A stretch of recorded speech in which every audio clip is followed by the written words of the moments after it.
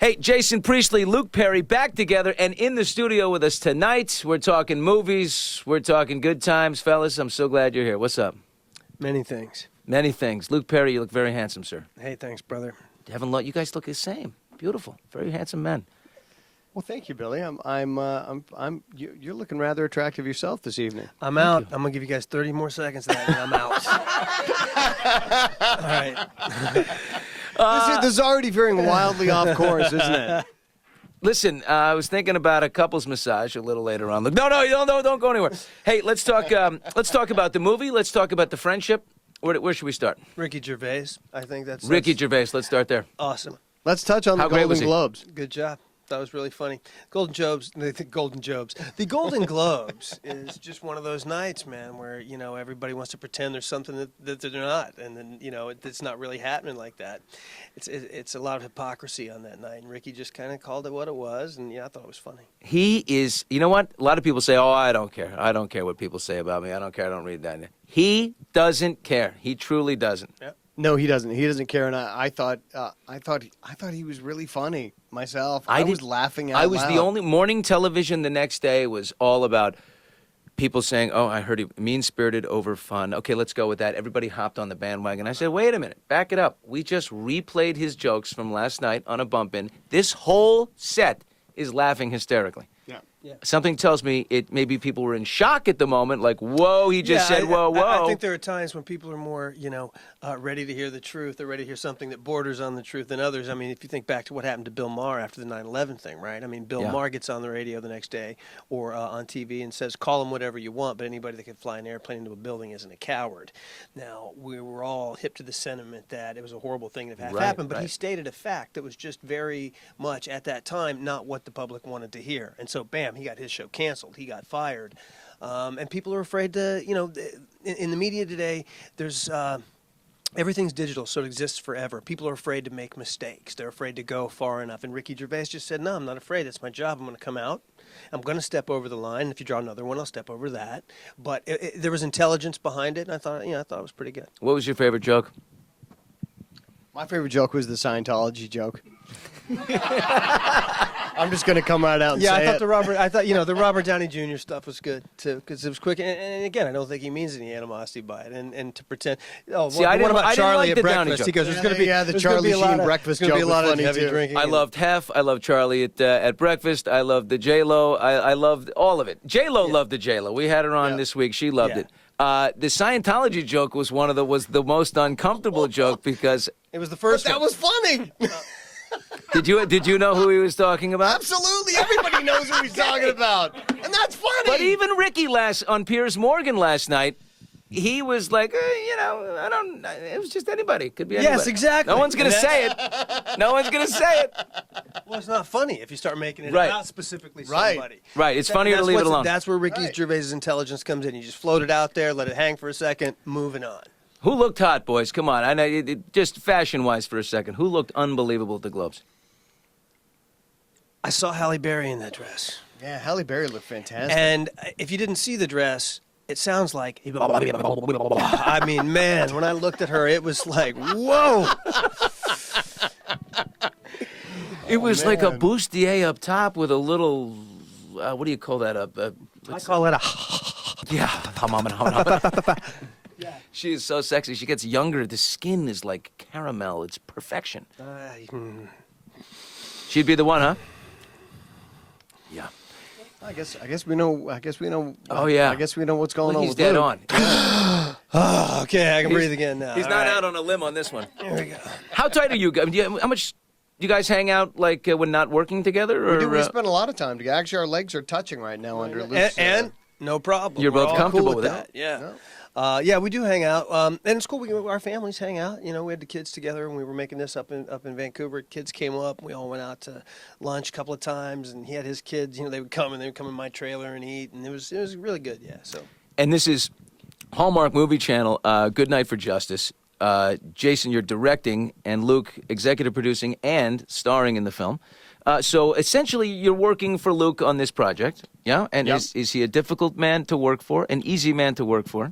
No, he's not a difficult man to work for at all. You know, Luke and I have been great friends for 20 years now, and we've had a great working relationship that entire time, and we continued that on this project. This movie was Luke's idea. These the entire project was his idea. These characters were his idea. The story was his idea. 'Cause he loves a Western. Yeah, he loves the Western, and he loves this character, and he had great ideas for this movie, and he had such a great handle on this character, and he had great ideas for where he wanted to take this piece. So really, I as the director, it came down to a lot of how to actually take the vision that he had in his head and actually make that vision work, like how the technical aspect of it, how to actually make that work in the real world. And that was really my job, and that was very difficult given the distractions, given the distractions of him and the number of horses' asses on the set. doing the juggling and stuff that and actually the real horses that we had on the set as well made it difficult. But it was there's a lot of logistical stuff when you're working on a film like this, and period pieces are difficult, westerns are difficult. Anytime you have big stunt sequences and firearms and special effects, and Wow. these things are all very technical, and you need a lot of technical expertise to be able to pull these things off, and Which I have none. And luckily Yeah. I do. So it was it was a great partnership and a great collaboration for the two of us. Why Jason as the director? Why did you want him? Just that immediate collaboration. Didn't have time to get up to speed with somebody and teach them all the things that I thought were important about a movie. I needed somebody that when I told them it was important, they would trust me. And we were just right there right away. And Years of friendship, comes to you don't have well, to cut through the whole. I've seen How does Jason this guy- I would go visit him on other sets when he was in New York directing different shows there. I've seen him, in the professional capacity a number of times since we worked together on 90210, and it just seemed like the natural progression in the work he was doing, and it fit into the schedule for both of us in that way. And the picture's getting a lot of play because of this combination right here. I mean, it's very difficult to launch, market anything today, and you got to have every element that you can in there. And I knew that if we were to get together on something, it would probably get a little more of a look. And but at the end of the day, I knew it'd be fun going to work every day. And sometimes you get to where it's hard to do it. You're away from your family. You're living in a hotel. You just got to find things to keep you motivated this far into a career, and that was a big part of it. As far as westerns go, who's your favorite actor? I got to say, I was blown away by Jeff Bridges in True Grit. I thought it was great. It's so hard to do that when it's been done by John Wayne, especially, and you just didn't see any of that in there, and more to the point, you didn't see him worried about it at all. You just saw him doing his thing and playing his character, and I thought it was great. And one of my favorite westerns I always talk about is The Outlaw Josie Wales, and when you watch it and you see just what a masterful film it is, and then you realize not only is Clint Eastwood playing in all these scenes, he's directing them. He's getting these performances out of these other actors, and that's what made me. If we had made the picture here in America, I probably would have directed it. But in so much as we made in Canada, the closest I could come to doing it was doing it, with Jay, and truly it was with, not, a lot of times people say for, but we did it with. We made the movie with each other every day. Would you ever stop a scene, Luke, and with the person acting opposite you, and say, you know what, maybe a little bit more of this? Yeah. And Jay's at school with you? Because Jason, especially when the scene that comes to my mind is that the dinner scene with the young lady. When you're dealing with chemistry between an actor and an actress, a lot of times directors will come at and get in there and interrupt that, and he would just sort of sit and let it, and would let me talk to her, and she could talk to me, and we would tell each other what we wanted from the scene. He would let that play for a couple takes, and then come over and offer some direction. But that's what was great for me, was he'd let it play out a while first, because he knew that she and I would find something, and he trusted it. What do you find in her? In her? Yeah. Laura was great, man. She was such a fantastic listener, and she kept it fresh, and she kept it charming, and she would put a real smile on my face every time, and I didn't have to think, what is she going to do? I just look into her eyes, and she's a very sincere young lady, and she was a pleasure to work with.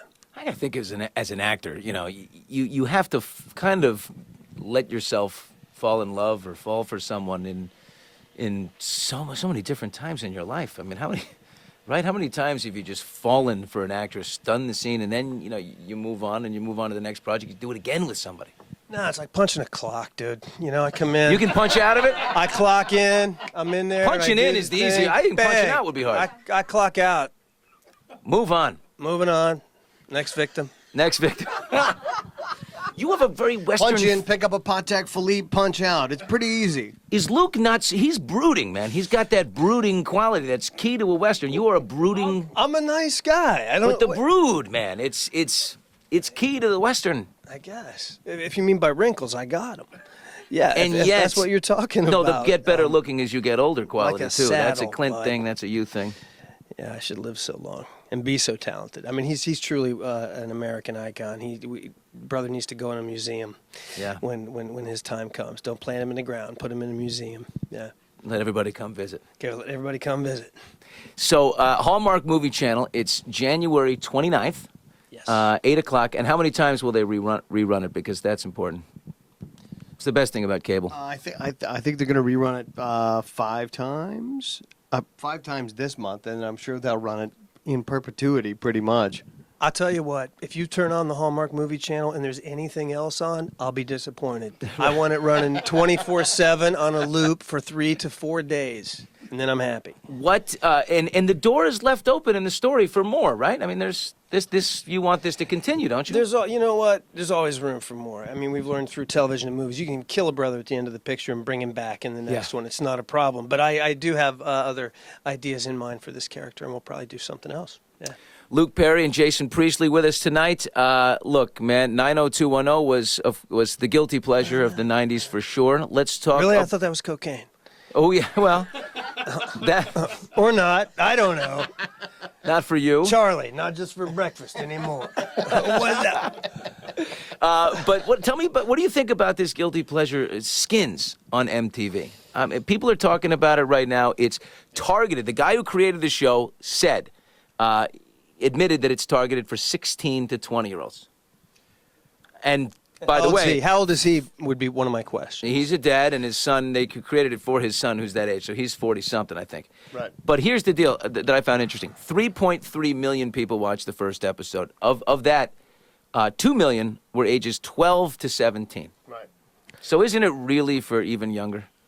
I think parents need to watch stuff with their kids. I think you got to see what they're watching and don't let it get too out of hand. And having said that, that's the thing that's incumbent upon you as a parent is to parent and say to my kids, you can watch this, you can't watch that, and it's not easy. And everybody has a different scale in their house. What's acceptable to you may not be acceptable to me, and I can't impose what I think is right for myself on you. And everybody gets to make that choice. It's not something I would let my kids watch. Yeah. But having said that, other people, they see some value in it. They see a reason for it. It seemed pretty exploitive to me. Yeah. Jason, what do you think? I haven't, I haven't seen the show yet. Yeah, and I haven't seen it in its entirety. I need to say You feel that. creepy. I felt a little creepy watching the first episode. Yeah, it's What am I doing here? I'm too old to be What's watching the point this. of it? Why represent it? We're not the target audience, and we obviously are a little outside their target demographic. And so my friend Scott Smith directs a lot of those episodes. Really? Yeah. So What does he say? Does he feel a little? He loves the show. He thinks it's one of the greatest things he's ever directed. He's a huge fan of it. By the way, they can wheel in some heart here and change. I looked at it and said, you know what? You can Well, that's what I'm soften saying. this a bit, and it'll still be good. Right. Now, did you watch an entire episode, or did Yes. you just watch? Right. I watched. This is it. exactly what they're going for. They've shocked people. We're talking about it. I don't It's want to getting see airtime. girls in high school, 16-year-old girls. You can't buy press like this. What we're doing for them right now, you can't buy this. Yeah. They got 3.5 million viewers last week. They're going to have 8.5 million next week. And then somebody else is going to say, well, let's take the bar even lower and do even worse stuff and have something even gnarlier than that, and we'll get a bigger I audience. think it's the And that's peeling that's away of the innocence that I it think is. it's cannibalistic in a way. It just feels a little. You said exploitive. I agree, but it feels a little we're trying to deprive kids of youth and innocence, and the bar keeps getting lower and lower. Right. Yeah, I just read a fantastic book about how this has permeated the youth basketball scene in our country. Like sneaker companies are targeting kids as young as 10 years old, calling them the next LeBron James and giving them sneakers by the hundreds. And lots of sports gear and money and all this stuff at the age of 10. And let's say by the time the kid's 14, it doesn't pan out for him. And he's not, well, for 4 years, he's already been living the life of almost like an NBA player because he was a talented youngster. And it's all just getting out of hand. And the problem with it is it's all in the service of making a buck. It's all about somebody getting rich. And they're willing to sacrifice another person's innocence or another person's childhood to line their pockets. And, I don't think that's all right. Yeah. And 90210 was criticized by some, in the day. Whoa, you guys tackled some pretty heavy issues on there. Yeah, we Domestic did, and I'm not, violence you can't walk away from rape that. and- Yep, right, heavy stuff. All that stuff. My character smoked heroin. We did that. We always also tried to show that there was a really bad downside if you engaged in those behaviors. And whenever we would exhibit an illicit behavior, we always tried to show in the scope of that same episode that there was going to be a price paid for that. Now, I don't know if that There's applies no to glory in skins. it, right? I mean, because there is no glory in it. If you actually present it as there is, that there is glory in it, then you're doing a disservice. Right. Well, then you're glorifying those behaviors, and you're gonna lead young people to those behaviors, as opposed to our show was always showing people the negative side of those behaviors. Even the adults on our show when they were having like Kelly's mother had a cocaine problem, and we always showed the negative side of those things. I mean, our show call it what you will. Our show had a lot of heart, and our show was ostensibly about a family, and so our show had that element to it. Whereas I think your complaint about Skins is that it's just about the young people, and that they have they have these crazy drinking and drugs and sex lives, and there's never any downside shown to any of this crazy outlandish behavior. And I think that maybe that's what the problem is. They might go and that they What's might this show on TV, Teen Moms, right? And they have pregnant, and then I saw a thing on the. I saw a thing the other day where there's a high school that has 90-some girls pregnant in the high school. And someone, again, to make a buck and to put a program on television that they can make money off of, they've created a mindset around teen pregnancy that, this is cool, this is the way to go, this is the way to get on TV. Oh, man. And yet, everybody that gets on. concerns me. And yet, back in the day on our show, everybody got all up in an uproar when Brenda lost her virginity to Dylan at the high school prom, and we made a huge deal about it. That Dylan had to wear a condom because that was the big deal. Do you remember the advertisers got all up in an uproar, and a bunch of advertisers pulled out of the episode because Trojan came in. because exactly, copy that. As they often do. They slid right in there. Trojan man. It's interesting. People are talking about it. It is, man, and times move on, and TV has become a very different thing, and that to me serves to illustrate how long we've been off the air. Yeah. I mean, it's just significantly different now. It's way What's way, acceptable way in terms of content and things like that. It's crazy. The paparazzi. The other day when we were doing a bit with Mario Lopez at the Grove, and you shoot it outside, and as you're doing what used to be a contained interview like this, there are 4 or 5 paparazzi guys standing there shooting it simultaneously. It's TMZ's doing pretty their invasive. show while Mario's trying to do his. Oh yeah. Right. So what are they doing? They're parasiting off of Mario, who's out there doing a legitimate job, working hard, trying to do his thing, and some schmuck's just over there, shooting it with a camera. You're talking about cannibalism. There it is. making his parents proud. Yeah, it's crazy. I know. Hey, did paparazzi?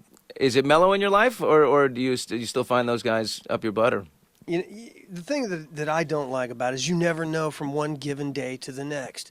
I'll walk out of the house, no big deal. One day I'll go out of the house to get a hamburger, and I got people all over me. And I just can never tell from one day. There's no way to measure from one day to the next. So you just always take I see you having a Sean Penn moment, maybe at one point, cracking a lens with your fist. The defensive. Luke, I see. No. I see one I try to be brewing. calmer than that, and I understand what it is. My kids and we just don't ever speak when they're, that's the rule. When they're In your face. say bothering nothing. us, I say, guys, we just put our heads down, we walk to the car. That's a good rule. That's what we do. I would suggest the same for you, by the way, because I know that they jump all over you, and you just, anything that you do or say will be taken in a different context. So you just can't do anything. You just gotta walk to your car. I'm happy to say the paparazzi are not interested in me, and I'm not interested in them, so it's a beautiful relationship. Fellas, Hallmark Movie Channel, Good Night for Justice. So the 29th, 8 o'clock, and we'll catch it 5 times after that, which is great. Right on. You're a very generous man, Billy. I appreciate your time I today. really love having you guys here. Thank you so much. Thanks, Billy. Let's, Awesome. Can we do the